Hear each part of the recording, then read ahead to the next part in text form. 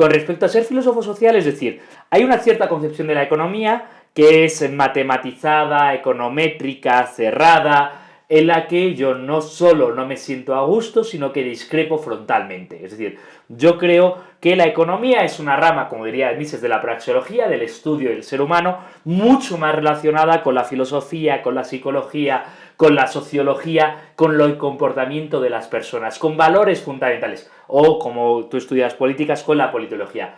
No realmente relacionada, o la manera que yo entiendo la economía no está tan relacionada con la ingeniería, o con la física, o con las fórmulas, o con las matemáticas, como suele ser habitual. Entonces, por eso, cuando digo que economista como científico, como filósofo social, es como nosotros, o lo que yo entiendo por economía, que entiendo que es minoritario, intentamos entender cómo funciona el mundo, cómo funcionan nuestros semejantes. Quiero decir, yo soy profesor de economía y veo a los alumnos que entran con 18 años el primer semestre de la universidad. Y no veo a ninguno que me pregunte, profe, yo quiero saber hacer un lagrangiano.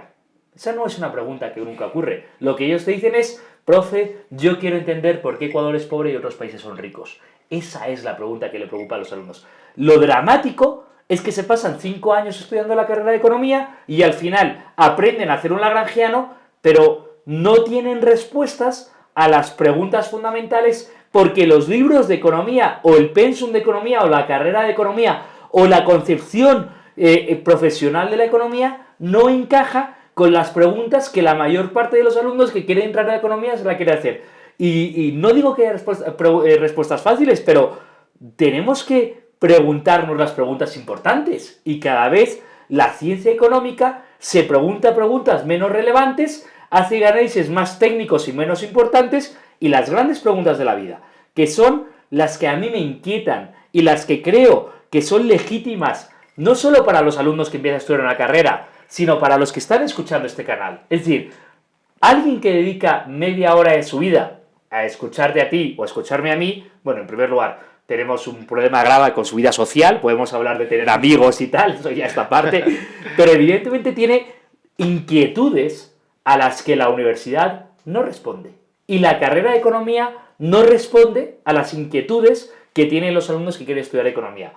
Yo intento responder a esas inquietudes, algunos dirán, porque sigues siendo un eterno adolescente y sigues siendo joven y no maduras y no... Bueno, a lo mejor será por eso, pero yo sigo haciéndome esas preguntas y sigo en esta fase. Y es a lo que intento responder y a lo que intento dar respuesta a mis alumnos. Es el problema del relojero, ¿no? Que quiero arreglar el reloj sin entender el reloj. Es decir, es paradigmático que la pregunta clásica de los libros de texto de economía es algo así como, si usted fuese ministro de Economía, ¿qué haría para? O si usted fuese el gerente del Banco Central, ¿qué haría para?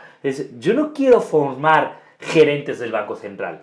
Yo quiero formar gente que entienda la realidad en la que vive.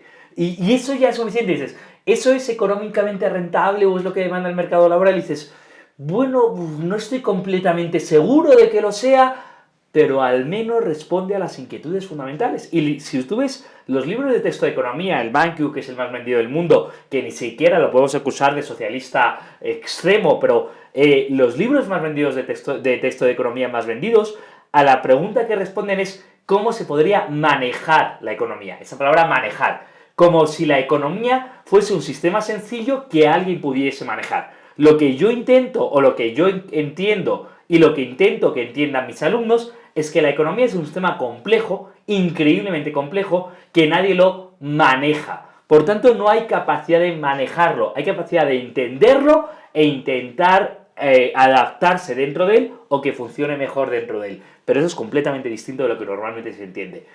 ¿Tengo yo razón? ¿Tiene razón la inmensa... o tengo yo? ¿Tenemos razón los que pensamos de esta manera? ¿Tiene razón la inmensa mayoría? No lo sé, pero hasta ahora no me han presentado argumentos convincentes por la otra parte.